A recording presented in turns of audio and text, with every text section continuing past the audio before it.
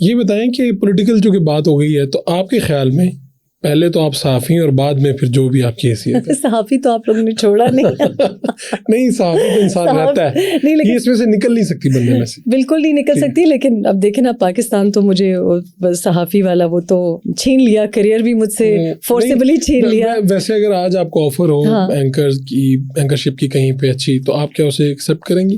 دیکھیے، میں تو پیدائشی آئی سپوز صحافی ہوں. میں 6 سال کی عمر میں مجھے یاد ہے کہ ہم لوگ اگر ٹرین پہ سفر کر رہے ہوتے تھے تو میری والدہ بتاتی ہیں کہ میں انہیں کہتی تھی کہ میں علیحدہ ہو کے بیٹھوں گی اور میں جو بھی آ کے ساتھ بیٹھے گا اس سے بات چیت کروں گی. آپ نے نہیں بتانا کہ میں آپ کے ساتھ ٹریول کر رہی ہوں. یہ انٹرویو کی شکل ہے. ہاں، یہ انٹرویو کی، یہ میری بچپن سے. پھر جب میری بڑی بہن اور مجھ میں کافی ایج گیپ ہے، تو ان کے جب رشتے آنے شروع ہوئے تو وہاں پہ ایک رپورٹر مجھ میں زندہ تھا، تو ان کو انٹرویو میں لیتی تھی.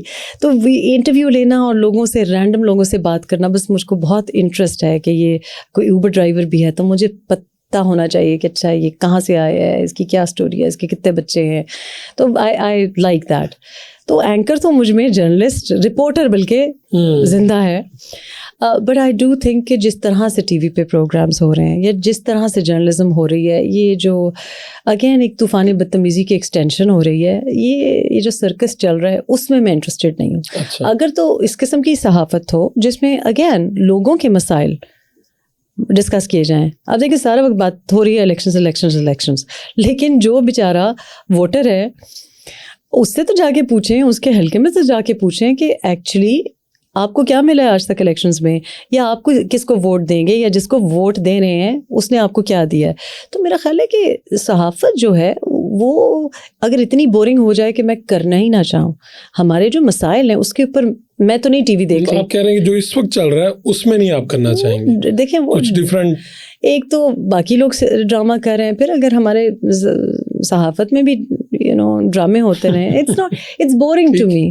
مطلب میں ایک وہ یہ جو 3+1 کا سیٹ اپ ہے، یا ایک بندے نے ایک کو چپیڑیں لگائیں دوسرے نے، اٹس بورنگ ٹو می. یہ بہت ہو گیا ہے اور مجھے یہ بھی لگتا ہے کہ اس سے آپ کو کچھ حاصل نہیں ہے.